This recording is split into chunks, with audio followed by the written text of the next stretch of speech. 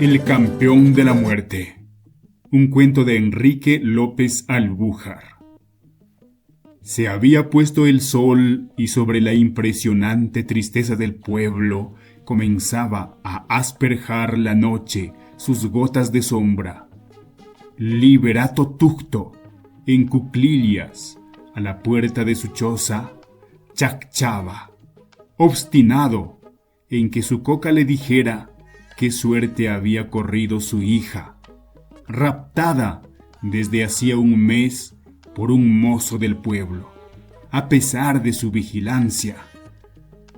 Durante esos 30 días su consumo de coca había sobrepasado al de costumbre.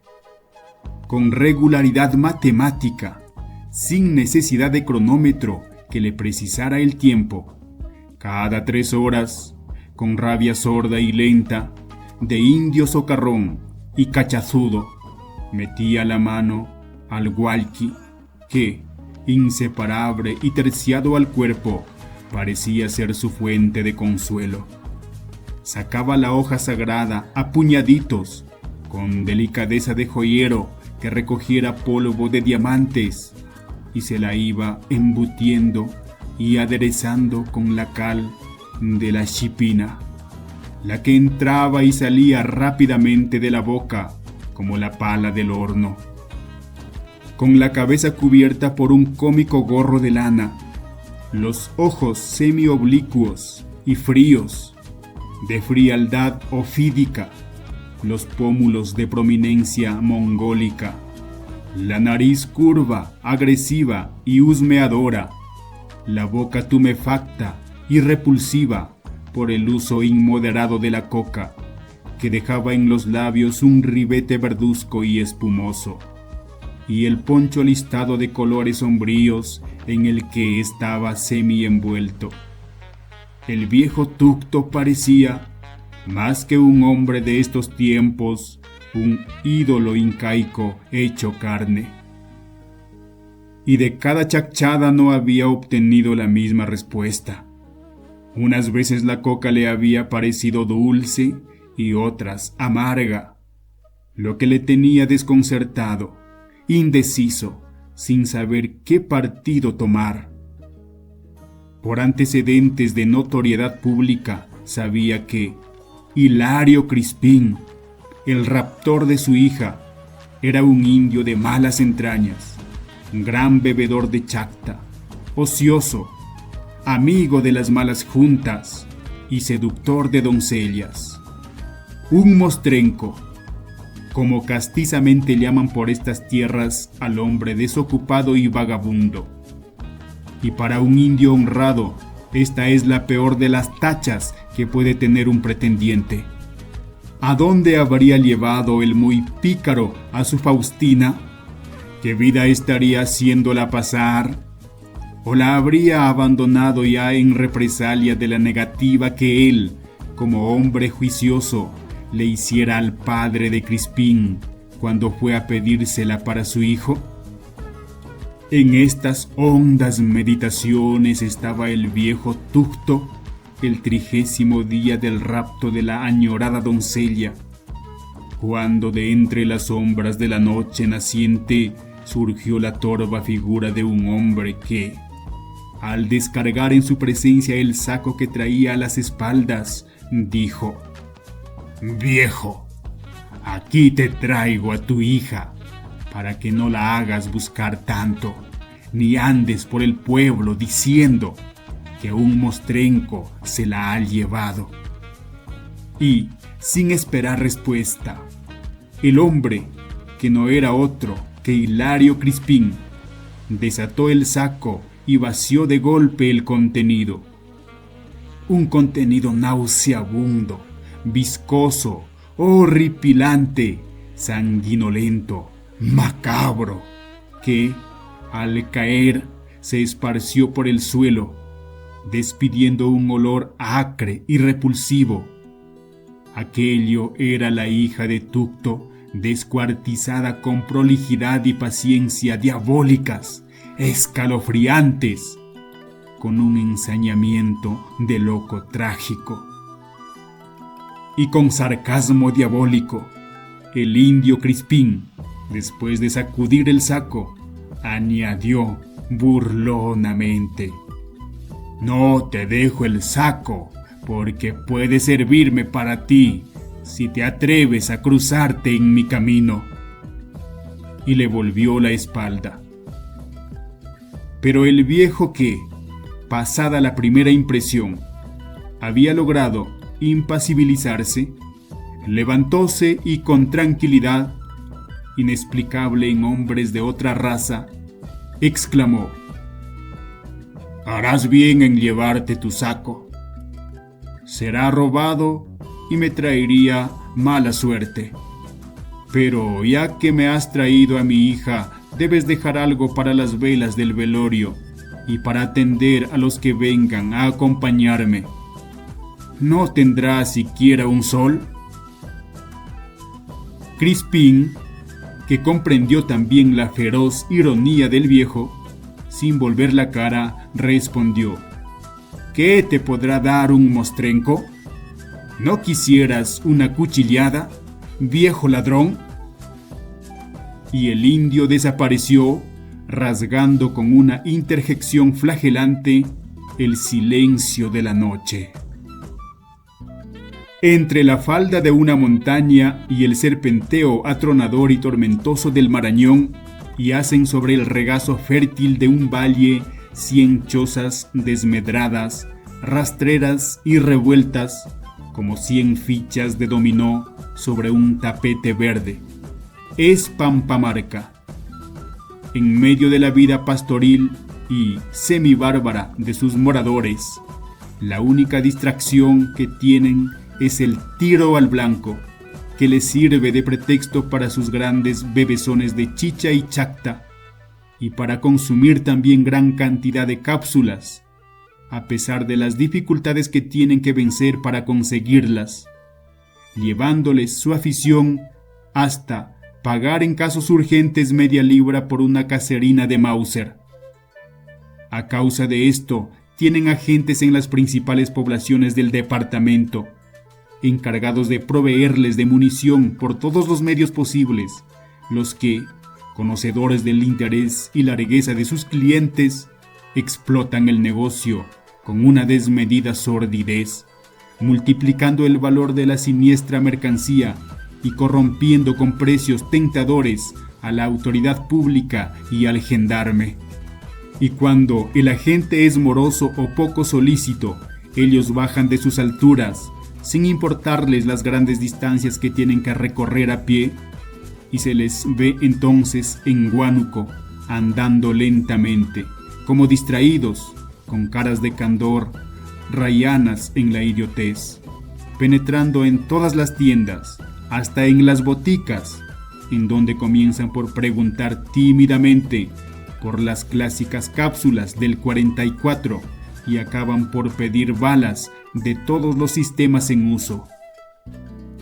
Se les conoce tanto que, a pesar del cuidado que ponen en pasar inadvertidos, todo el que los ve murmura despectivamente: «Xucuy del 2 de mayo». Y los comerciantes los reciben con una amabilidad y una sonrisa que podría traducirse en esta frase: «Ya sé lo que quieres, Xucuycito, munición para alguna diablura». En este caserío, en esta tierra de tiradores, Iliapaco Jumapa, como se los llama en la provincia, donde tuvo la gloria de ver por primera vez el sol, Juan Jorge, flor y nata de Iliapacos, habiendo llegado a los 30 años con una celebridad que pone los pelos de punta cuando se relatan sus hazañas y hace desfallecer de entusiasmo a las doncellas indias de 10 leguas a la redonda. Y viene a aumentar esta celebridad, si cabe, la fama de ser, además, el mozo un eximio guitarrista y un cantor de yarabíes capaz de doblegar el corazón femenino más rebelde, y también porque no es xucuy ni un cicatero. Y en cuanto a vestir y calzar, calza y viste como los mistis, y luce cadena y reloj cuando baja a los pueblos grandes a rematar su negocio, como dice él mismo, que consiste en eliminar de este mezquino mundo a algún predestinado al honor de recibir entre los dos ojos una bala suya. Y no vaya a creerse tampoco que Juan Jorge es un analfabeto, ni un vago, ni un desheredado de la fortuna, ni un torpe a la hora de tratar con las gentes o con las mozas de trapío. Nada de esto. Juan Jorge lee y escribe correctamente, pues fue nada menos que discípulo del maestro Ruiz, maestro de mucha fama, que en cierta ocasión, haciendo uso de sus imprescriptibles derechos de tal, al encontrarse con el antiguo discípulo, díjole: «Hombre, me han dicho que estás muy dañado, que te has dedicado al triste oficio de matar gente. Cualquier día te van a meter un tiro. Es preciso que te hagas un hombre de bien». A lo que Jorge contestó: «Ya lo sé, taita, pero no crea usted que voy a morir a bala, voy a morir retaseado. Mi oficio es matar, como podría ser el de hacer zapatos, y yo tengo que seguir matando hasta el fin porque ese es mi destino». Y el maestro Ruiz, escandalizado de tal respuesta, no volvió a hablarle más del asunto y se alejó pensando en que tal vez eso sería lo mejor que podría ocurrirle a tan extraño asesino. La fortuna de Jorge consistía en varios terrenos, en cada uno de los cuales tenía colonos, ganado, sembríos y mujer para que le cuidara la casa y le tuviera lista el agua caliente o el chupe cuando iba a recoger la cosecha. Razón por la que nuestra sabia ley electoral le había considerado como el primer mayor contribuyente del distrito.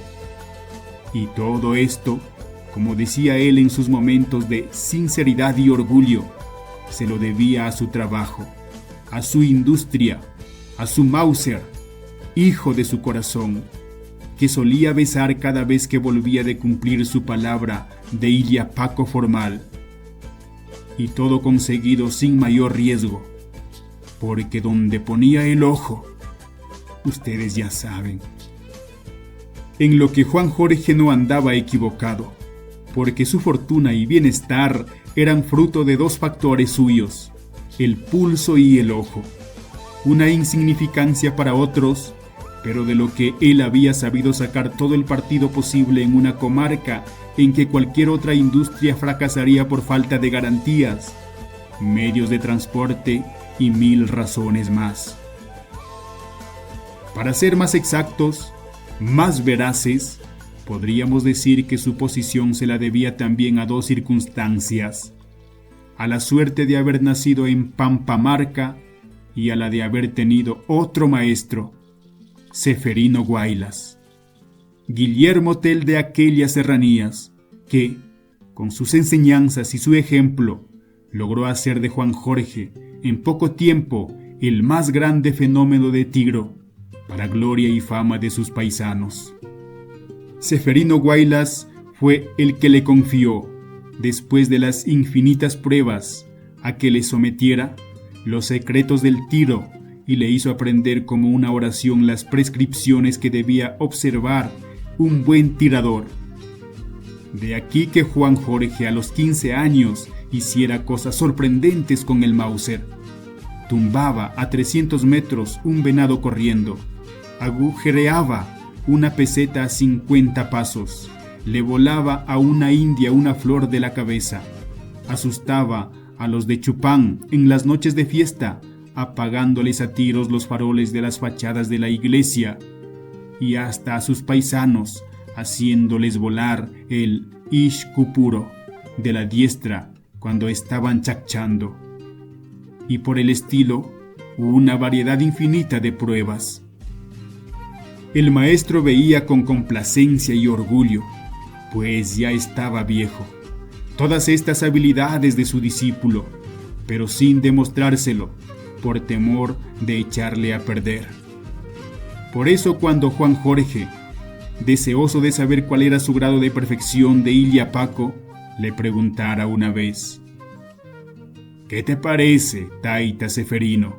Anoche apagué todas las linternas de la iglesia de Chupán. El maestro le contestó displicente: eso no vale nada, hasta que no le pongas a un hombre una bala en un ojo. Cantándolo, primero y a 2 cuadras, no serás buen Ilia Paco. A lo que Jorge le replicó: pero eso es cosa fácil, Taita. Más difícil es lo que hice ahora, días. A esa distancia le hice soltar una culebra a un buitre, destrozándole el pico, por apuesta. Y el maestro, persistiendo en su opinión, añadió: no, el hombre a quien se le apunta hace siempre temblar el pulso. A los primeros hombres que yo maté, les di a 3 o 4 dedos de la parte en que les apuntaba. Les ponía, por ejemplo, la puntería en la boca, porque así me lo habían pedido, y resultaba dándoles en el ojo o en la nariz. Una vergüenza. Y si aquello hubiera seguido así, habría acabado por desacreditarme. Juan Jorge oía estas cosas con el respeto y admiración de un verdadero discípulo, sufriendo al separarse del maestro horas de desaliento profundo y torturas de ansiedad de perfección infinita en su arte. Y esto, que podría parecer extraño en un indio, no lo era tratándose de Juan Jorge, en cuyo rostro pálido estaban visibles los signos de un mestizaje lejano e intruso que habían venido a ponerle en la sangre atavismos de otra raza épica y ambiciosa. Y aunque el cruce resultaba un enigma para los indios más viejos del pueblo, así como su nombre, que todo podía ser menos incásico, el hecho estaba ahí, patente, irrecusable, indiscutible. Pasadas estas horas de crisis, Juan Jorge volvía a empuñar el Mauser y a ejercitarse en las más difíciles pruebas que le sugería su imaginación. Su distancia favorita era los 200 metros, una distancia que había encontrado adecuada para no ser visto, el tirador, y la más conveniente para el fin que perseguía. Pasaron así 2 años, hasta que un día, cumplidos ya los 20, tuvo la satisfacción de oírle al viejo Ceferino, después de haberle referido minuciosamente la primera alquilada que tuvo y cómo la realizó. Buen tiro, muchacho. Yo no comencé así. ¿Y a qué distancia le pusiste la bala? A 2 cuadras, maestro. Estaba chachando el chucuy y le metí la bala en la boca. ¿Y no te tembló el pulso? Ni el canto de una uña, Taita. Bien ganados los 2 carneros. ¿Y no te trajiste los ojos del chucuy? No, maestro. Malo. Pueden perseguirte. Al muerto hay que sacarle los ojos y guardárselos para que no indique a la familia dónde se encuentra el Ilia Paco. Y la lengua también, para que no avise. Y el corazón, para comerlo cuando es de un valiente, porque esto da más valor. No lo olvides, muchacho. Y en poco tiempo comenzó a crecer la celebridad de Juan Jorge, celebridad que hacía temblar a todos los indios de la provincia y aumentar, al mismo tiempo, su fortuna, haciendo de él a los 30 años un factor imprescindible en toda lucha electoral. Y fue a este personaje, a esta florinata de Ilia Pacos, a quien el viejo Tucto le mandó su mujer para que contratara la desaparición del indio Hilario Crispín, cuya muerte era imprescindible para tranquilidad de su conciencia, satisfacción de los yayas y regocijo de su Faustina en la otra vida. La mujer de Tucto, lo primero que hizo, después de saludar humildemente al terrible Iliapaco, fue sacar un puñado de coca y ofrecérselo con estas palabras: «Para que endulces tu boca, taita». «Gracias, abuela, siéntate». Juan Jorge aceptó la coca y se puso a chachar lentamente, con la mirada divagante, como embargado por un pensamiento misterioso y solemne. Pasado un largo rato, preguntó: «¿Qué te trae por aquí, Martina?» «Vengo para que me desaparezcas a un hombre malo». Tu coca no está muy dulce. Tomarás más, taita. Yo la encuentro muy dulce. Y también te traigo Ixcay, Real Gota». Y sacando la botella del agua de Florida llena de chacta, se la pasó a Iliapaco. «Bueno, beberemos». Y ambos bebieron un buen trago, paladeándolo con una fruición más fingida que real.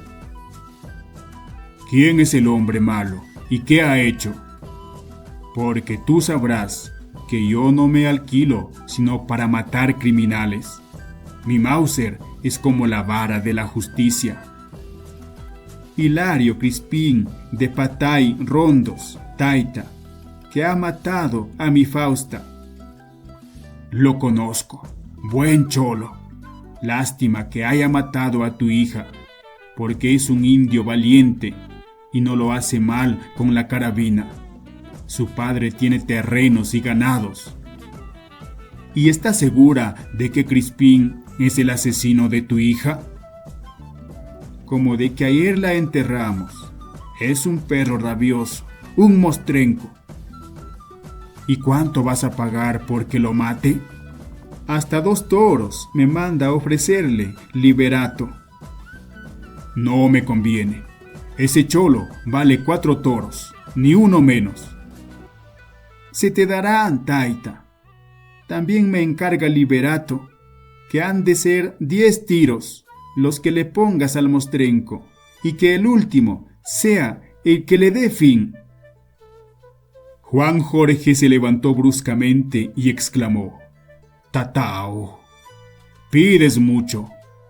Pides una cosa que nunca he hecho, ni se ha acostumbrado jamás por aquí. Se te pagará, taita. Tiras bien y te será fácil». Juan Jorge volvió a sentarse, se echó un poco de coca a la boca y después de meditar un gran rato en quién sabe qué cosas que le hicieron sonreír, dijo: «Bueno, 10, 15 y 20 si quieres. Pero te advierto que cada tiro va a costarle a Liberato un carnero de yapa. Los tiros de Mauser están hoy muy escasos y no hay que desperdiciarlos en caprichos. Que pague su capricho, Tucto.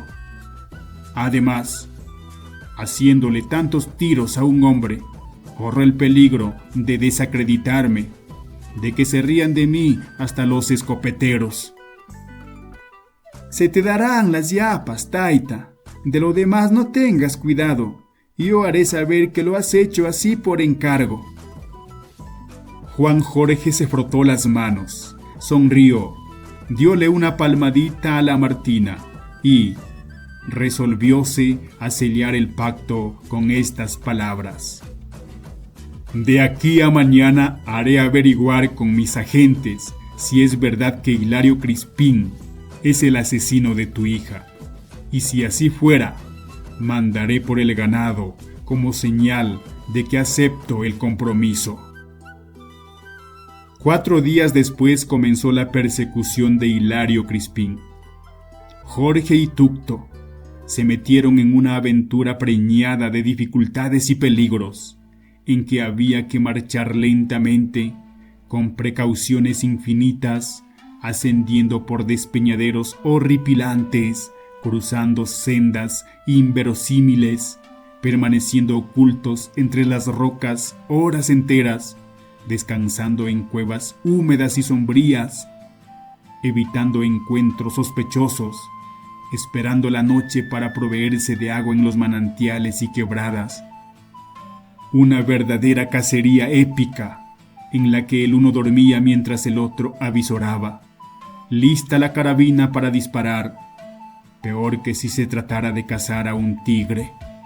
Y el Iliapaco, que a previsor no le ganaba ya ni su maestro Ceferino, había preparado el Mauser la víspera de la partida, con un esmero y una habilidad irreprochables, porque Juan Jorge, fuera de saber el peligro que corría si llegaba a descuidarse y ponerse a tiro del indio Crispín, feroz y astuto, estaba obsedido por una preocupación que solo por orgullo se había atrevido a arrostrarla. Tenía una superstición suya, enteramente suya, según la cual un Iliapaco corre gran riesgo cuando va a matar a un hombre que completa una cifra impar en la lista de sus víctimas, lo que no pasa con los de la cifra par. Tal vez por eso siempre la primera víctima hace temblar el pulso más que las otras, como decía el maestro Ceferino. Y Crispín, según su cuenta, iba a ser el número 69. Esta superstición la debía a que en 3 o 4 ocasiones había estado a punto de perecer a manos de sus victimados, precisamente al añadir una cifra impar a la cuenta. Por esta razón solo se aventuraba en los desfiladeros después de otear largamente todos los accidentes del terreno, todas las peñas y recovecos, todo aquello que pudiera servir para una emboscada. Así pasaron 3 días. En la mañana del cuarto, Juan Jorge, que ya se iba impacientando y cuya inquietud aumentaba a medida que transcurría el tiempo, dijo, mientras descansaba a la sombra de un peñasco: «Creo que el cholo ha tirado largo, o estará metido en alguna cueva de donde solo saldrá de noche». «El mostrenco está por aquí, Taita. En esta quebrada se refugian todos los asesinos y ladrones que persigue la fuerza. Un Shemaile estuvo aquí 1 año y se burló de todos los gendarmes que lo persiguieron. Peor entonces, no vamos a encontrar a Crispín ni en 1 mes».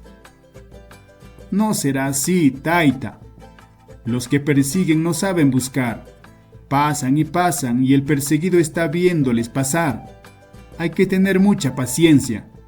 Aquí estamos en buen sitio y te juro que no pasará el día sin que aparezca el mostrenco por la quebrada o salga de alguna cueva de las que ves al frente. El hambre o la sed le harán salir. Esperemos quietos». Y tuvo razón Tucto al decir que Crispín no andaba lejos, pues a poco de caliarse, del fondo de la quebrada surgió un hombre con la carabina en la diestra, mirando a todas partes recelosamente y tirando de un carnero que se obstinaba en no querer andar. «¿Lo ves, Taita?», dijo levemente el viejo Tucto, que durante toda la mañana no había apartado los ojos de la quebrada. «Es Crispín. Cuando yo te decía, apúntale, asegúralo bien». Al ver Juan Jorge a su presa, se le enrojecieron los ojos, se le inflaron las narices, como al llama cuando husmea cara al viento, y lanzó un hondo suspiro de satisfacción. Revisó enseguida el Mauser y después de apreciar rápidamente la distancia, contestó: «Ya lo vi. Se conoce que tiene hambre. De otra manera, no se habría aventurado a salir de día de su cueva. Pero no voy a dispararle desde aquí. Apenas habrán unos 150 metros y tendría que variar todos mis cálculos. Retrocedamos». «Taita, se te va a escapar». «No seas bruto. Si nos viera, más tardaría él en echar a correr que yo en meterle una bala. Ya tengo el corazón tranquilo y el pulso firme».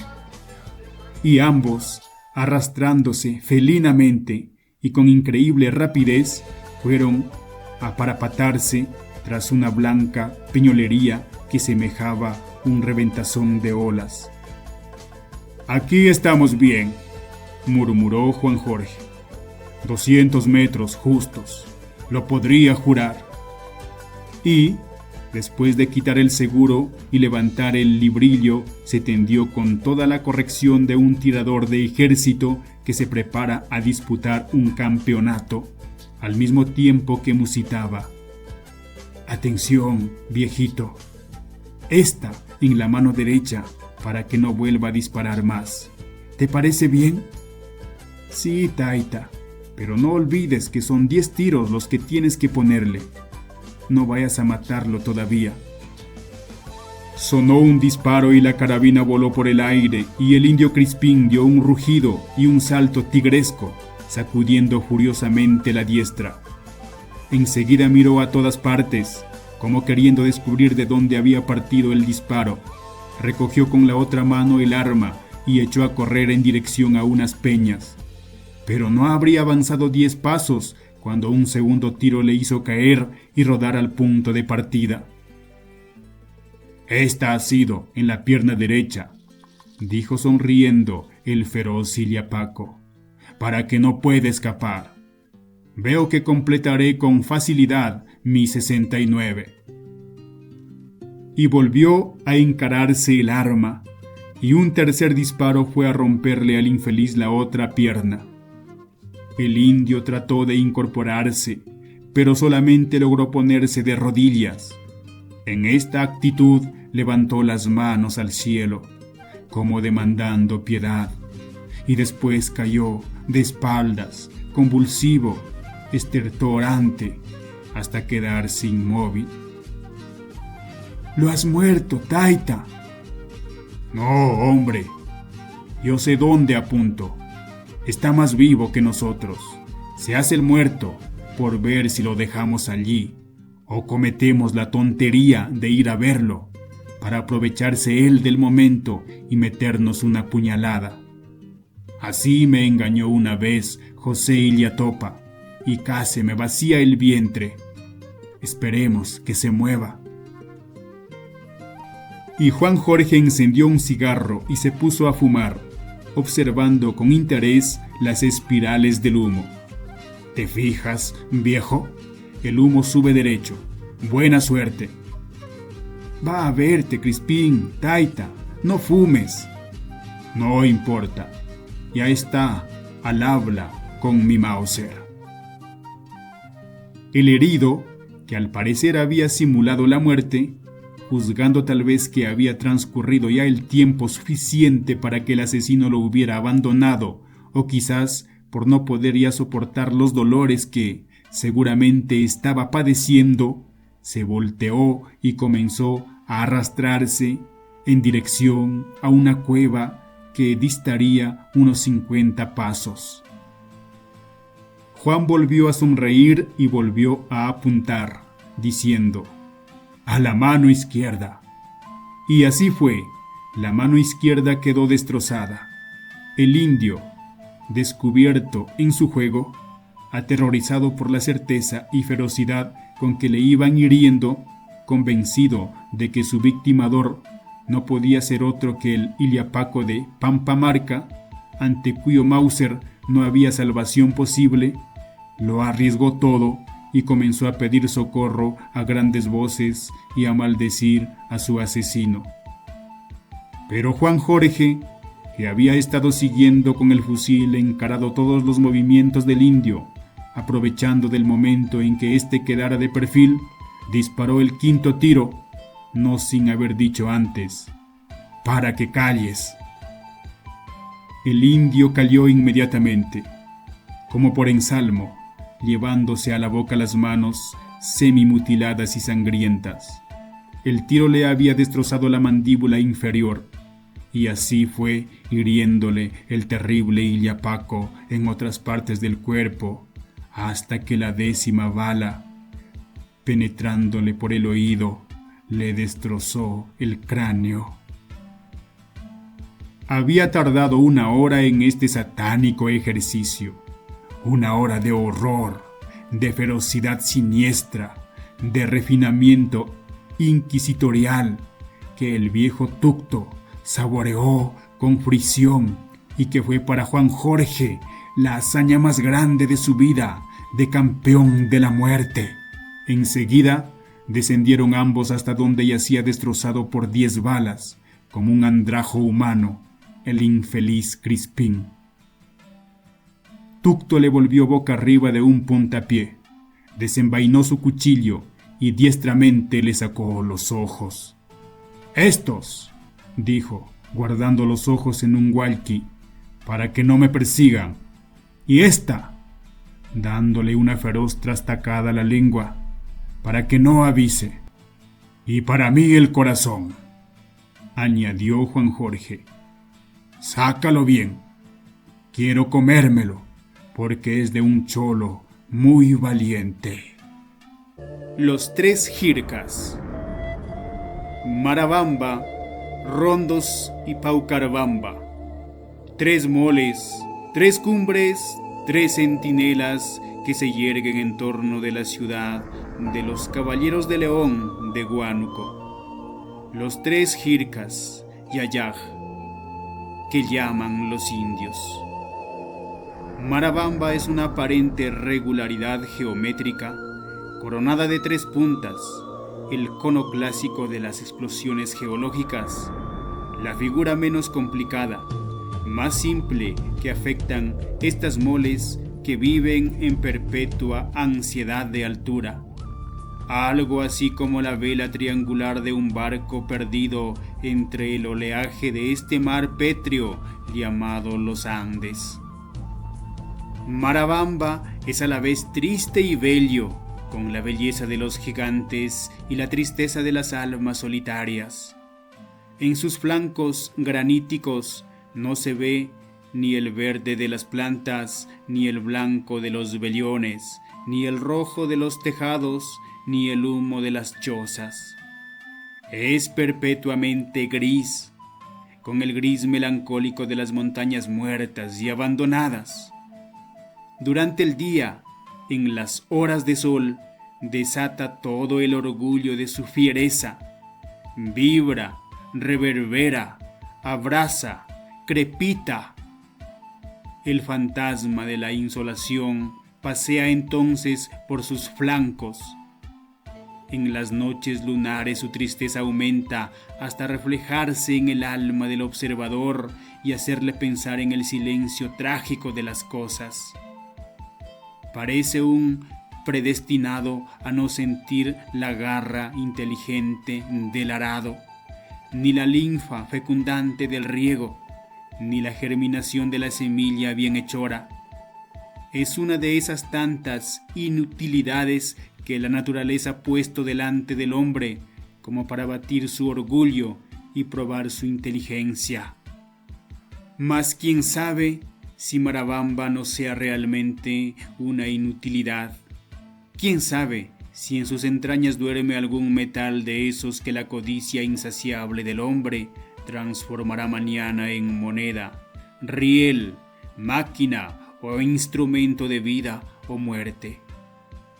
Rondos es el desorden, la confusión, el tumulto, el atropellamiento de una fuerza ciega y brutal que odia la forma, la rectitud, la simetría.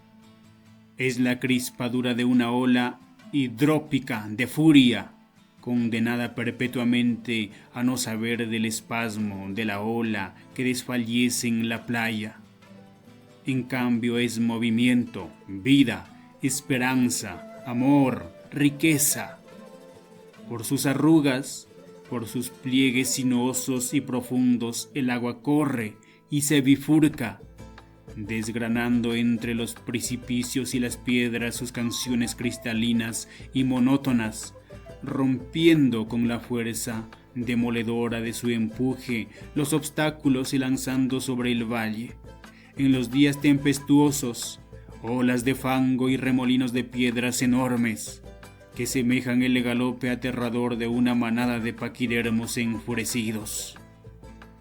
Rondos, por su aspecto, Parece uno de esos cerros artificiales y caprichosos que la imaginación de los creyentes levanta en los hogares cristianos en la noche de Navidad. Vense allí cascadas cristalinas y paralelas, manchas de trigales verdes y dorados, ovejas que pasen lentamente entre los riscos, pastores que van hilando su copo de lana enrollado como hojarca al brazo, grutas tapizadas de helechos que lloran eternamente lágrimas puras y transparentes como diamantes, toros que restriegan sus cuernos contra las rocas y desfogan su impaciencia con alaridos entrecortados, bueyes que aran resignados y lacrimosos, lentos y pensativos, cual si marcharan abrumados por la nostalgia de una potencia perdida, cabras que triscan indiferentes sobre la cornisa de una escarpadura escalofriante, árboles cimbrados por el peso de dorados y sabrosos frutos, maizales que semejan cuadros de indios empenachados, cactus que parecen hidras, que parecen pulpos, que parecen boas, y en medio de todo esto, la nota humana, enteramente humana, representada por casitas blancas y rojas, que de día humean y de noche brillan como faros escalonados en una mar de tinta.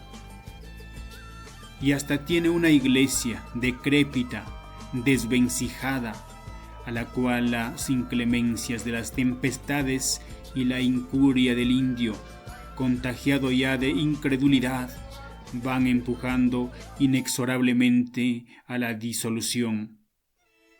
Una vejez que se disuelve en las aguas del tiempo. Paucarbamba no es como Marabamba ni como Rondos. Tal vez porque no pudo ser como este o porque no quiso ser como aquel. Paucarbamba es un cerro áspero, agresivo, turbulento, como forjado en una hora de soberbia. Tiene erguimientos satánicos, actitudes amenazadoras, gestos de piedra que anhelara triturar carnes, temblores de leviatán furioso, repliegues que esconden abismos traidores, crestas que retan el cielo. De cuando en cuando verdea y florece, y alguna de sus arterias precipita su sangre blanca en el llano. Es de los tres el más escarpado, el más erguido, el más soberbio. Mientras Marabamba parece un gigante sentado y Rondos un gigante tendido y con los brazos en cruz, Paucarbamba parece un gigante de pie, ceñudo y amenazador. Se diría que Marabamba piensa, Rondos duerme y Paucarbamba vigila. Los tres colosos se han situado en torno de la ciudad, equidistantemente, como defensa y amenaza a la vez. Cuando la niebla intenta bajar al valle en los días grises y fríos, Helios, con sugestiones misteriosas, la atraen, la acarician, la entretienen y la adormecen para después, con manos invisibles, manos de artífice de ensueño, hacerse turbantes y albarnoces, collares y coronas. Y ellos son también los que refrenan y encausan la furia de los vientos montañeses, los que entibian las caricias cortantes y traidoras de los vientos puneños, y los que en las horas en que la tempestad suelta su jauría de truenos desvía hacia sus cumbres las cóleras flagelantes del rayo. Y son también amenaza, amenaza de hoy, de mañana, de quién sabe cuándo. Una amenaza llamada a resolverse en convulsión, en desmoronamiento, en catástrofe. Porque, ¿quién puede decir que mañana no proseguirán su marcha? Las montañas son caravanas en descanso, evoluciones en tregua, cóleras refrenadas, partos indefinidos, La llanura de ayer es la montaña de hoy, y la montaña de hoy será el abismo o el valle de mañana. Lo que no sería extraño, Marabamba, Rondos y Paucarbamba tienen geológicamente vida. Hay días en que murmuran, en que un tumulto de voces interiores pugna por salir para decirle algo a los hombres. Y esas voces son las voces argentinas de sus metales yacentes, sino voces de abismos, de oquedades, de gestaciones terráqueas, de fuerzas que están buscando en un dislocamiento el reposo definitivo. Por eso una tarde en que yo, sentado sobre un peñón del Paucarbamba, contemplaba con nostalgia de llanura cómo se hundía el sol tras la cumbre del Rondos, al levantarme, excitado por el sacudimiento de un temblor, Pilco, el indio más viejo, más taimado, más supersticioso, más rebelde, en una palabra, más incaico, de Llicua, me decía, poseído de cierto temor solemne: Jircayayaj, bravo, Jircayayaj, con hambre, taita. ¿Quién es Jircayayaj? Paucarbamba, taita. Padre Paucarbamba pide ovejas, cuca, bizcochos, con fuetes. Ah, Paucarbamba come como los hombres y es goloso como los niños. Quiere confites y bizcochos. Au, taita, cuando pasa mucho tiempo sin comer, Paucarbamba piñashkaikan. Cuando come, kushishkaikan. No voy entendiéndote, Pilco. Piñashkaikan, mal humor. Kushishkaikan, alegría, taita. Pero tú crees de buena fe, Pilco, que los cerros son como los hombres. Au, taita, jircas comen, jircas hablan, jircas son dioses. De día callan, piensan, murmuran o duermen. De noche andan. Pilco, no mirar, noche, jircas, hacen daño. Noches nubladas, jircas, andar más, comer más, hablar más. Se juntan y conversan. Si yo te contara, taita, por qué jircas, Rondos, Paucarbamba y Marabamba están aquí. Y he aquí lo que me contó el indio más viejo, más taimado, más supersticioso y más rebelde de Llicua. Después de haberme hecho andar muchos días tras él, de ofrecerle dinero, que desdeñó señorialmente, de regalarle muchos puñados de coca y de prometerle por el alma de todos los jircas andinos el silencio para que su leyenda no sufriera las profanaciones de la lengua del blanco, ni la cólera implacable de los jircas, Paucarbamba, Rondos y Marabamba. Sobre todo, me dijo con mucho misterio que no sepa Paucarbamba. Vivo al pie, taita. Maray, Runtus y Paucar fueron 3 guerreros venidos de 3 lejanas comarcas. Paucar vino de la selva, Runtus del mar, Maray de las punas. De los 3, Paucar era el más joven y Runtus el más viejo. Los 3 estuvieron a punto de chocar un día, atraídos por la misma fuerza, el amor.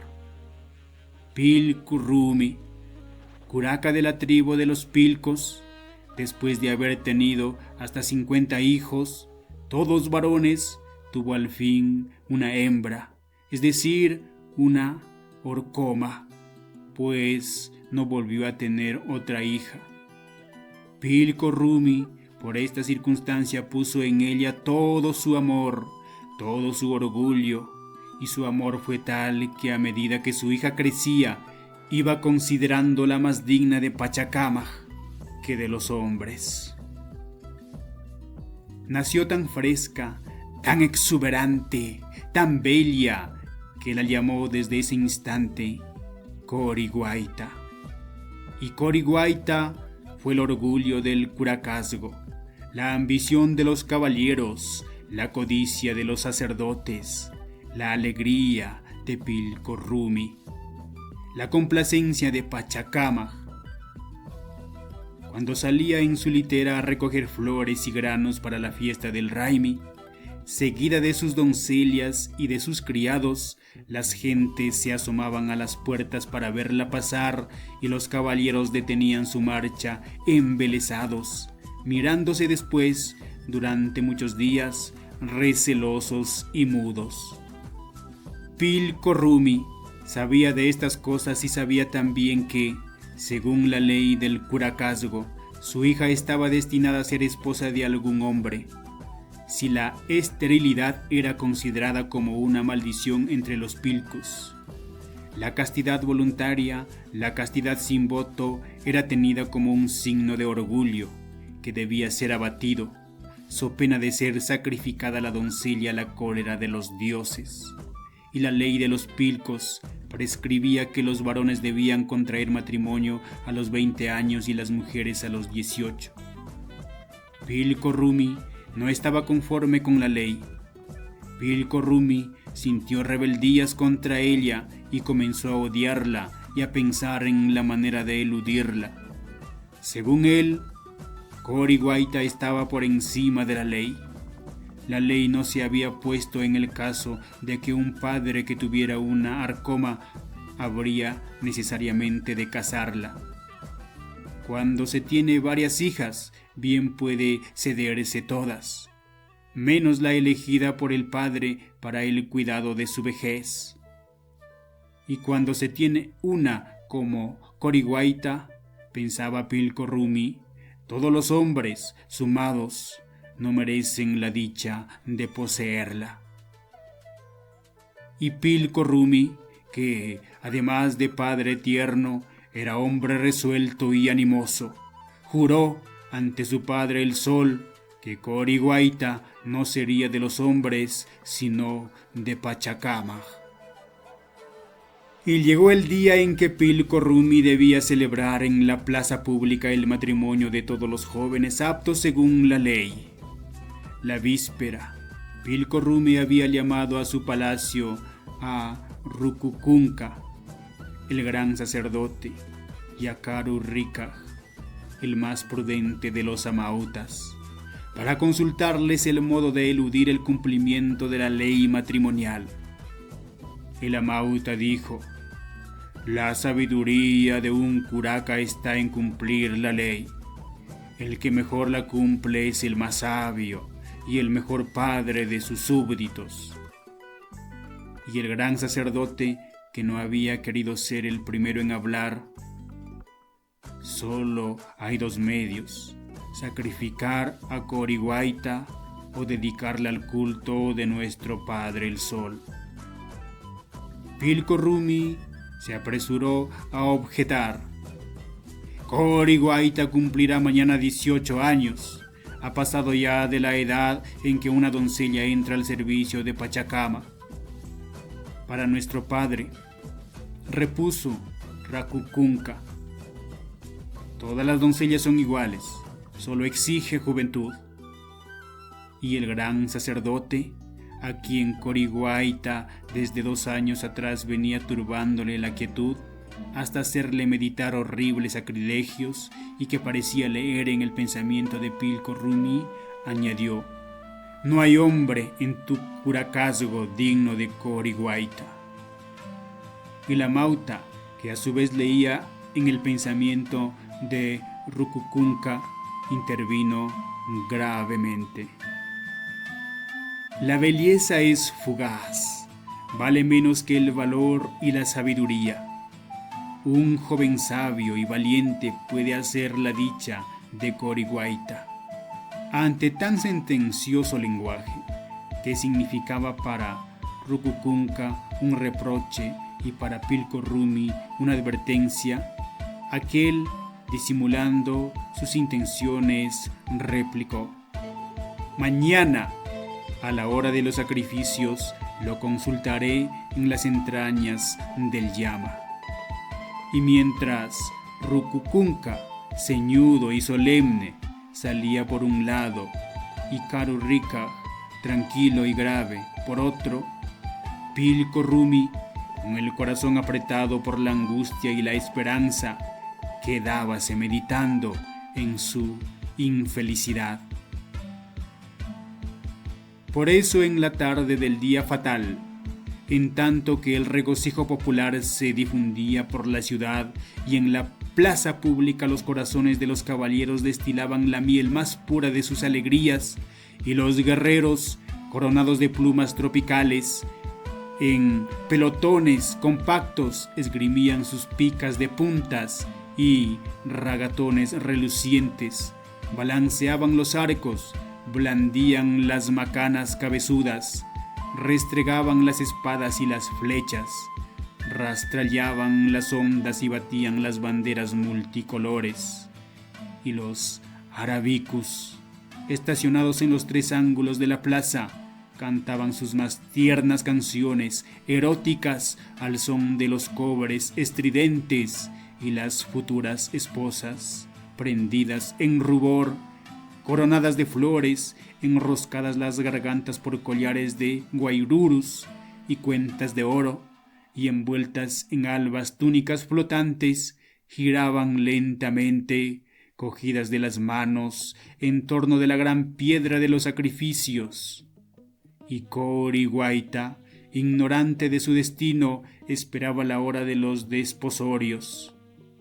Pilco Rumi, de pie sobre el torreón del occidente, los brazos aspados sobre el pecho, la curva y enérgica nariz dilatada y palpitante, la boca contraída por una crispatura de soberbia y resolución, y la frente surcada por el arado invisible de un pensamiento sombrío, encarando al sol, el rojizo rostro, como una interrogación al destino, hacía esta invocación, mezcla de impiedad y apóstrofe: ¿podrán los hombres más que Pachacamac? ¿No querrás tú, Padre Sol, cegar con tus ojos los ojos de aquel que pretenda posarlos en los encantos de Corihuayta? ¿No podrías tú hacerles olvidar la ley a los sabios, a los sacerdotes, a los caballeros? Quiero que Corihuayta sea la alegría de mi vejez. Quiero que en las mañanas, cuando tú sales y vienes a bañar con el oro de tus rayos bienhechores la humildad de mi templo, Corihuayta sea la primera que se bañe en ellos, pero sin que los hombres encargados de servirte la contemplen, porque se despertaría en ellos el irresistible deseo de poseerla. Corihuayta es, Señor, digna de ti. Líbrala de los deseos de los hombres. Y Pilco Rumi, más tranquilo después de esta invocación, volviendo el rostro hacia la multitud que bullía y clamoreaba más que nunca, clavó en ella una indefinida mirada de desprecio. Y al reparar en Rucucunca, que en ese instante, con un gran espejo cóncavo de oro bruñido, recogía un haz de rayos solares para encender el nevado copo de algodón del que había de salir el fuego sagrado para los sacrificios, levantó el puño como una masa, escupió al aire, y del arco de su boca salió como flecha envenenada esta frase: Corihuayta no será tuya, traidor. Yo también, como Carurrica, adiviné ayer tu pensamiento. Primero mataré a Corihuayta. Pero Supay, el espíritu malo, que anda siempre apedreando las aguas de toda tranquilidad y de toda dicha para gozarse en verlas revueltas y turbias, comenzó por turbar el regocijo público. Repentinamente enmudecieron las canciones y los cobres musicales. Pararon las danzas, se levantaron azorados los amautas, temblaron las doncellas, se le escapó de la diestra al gran sacerdote el espejo cóncavo, generador del fuego sagrado, y la multitud prorrumpió en un inmenso alarido que hizo estremecer el corazón de Corihuayta, al mismo tiempo que, señalando varios puntos del horizonte, gritaba: ¡Enemigos! ¡Enemigos! Vienen por nuestras doncellas. ¿Dónde está Pilco Rumi? Defiéndenos, Pilco Rumi. Pachacámac, defiéndenos. Eran 3 enormes columnas de polvo, aparecidas de repente en 3 puntos del horizonte que parecían tocar el cielo. Avanzaban, avanzaban.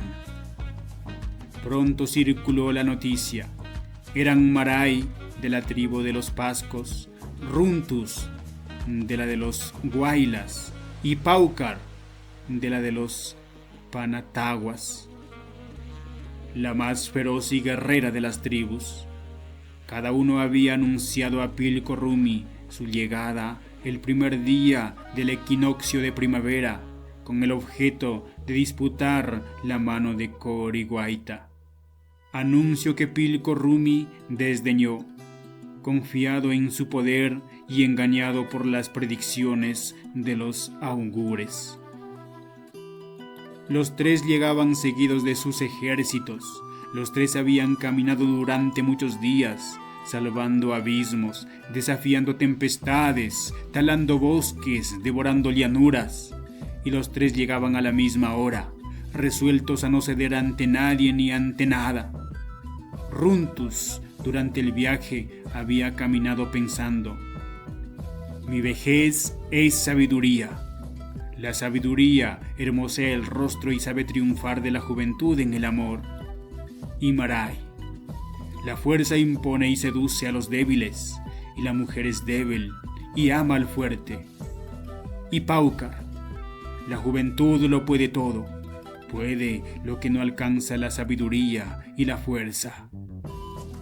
Entonces Pilco Rumi, que desde el torreón de su palacio había visto también aparecer en 3 puntos del horizonte las columnas de polvo que levantaban hasta el cielo los ejércitos de Runtus, Paucar y Maray, comprendiendo a qué venían, en un arranque de suprema desesperación, exclamó, invocando nuevamente a Pachacámac: Padre Sol, te habla por última vez Pilco Rumi. Abraza la ciudad, inunda el valle o mata a Corihuayta antes de que yo pase por el horror de matarla.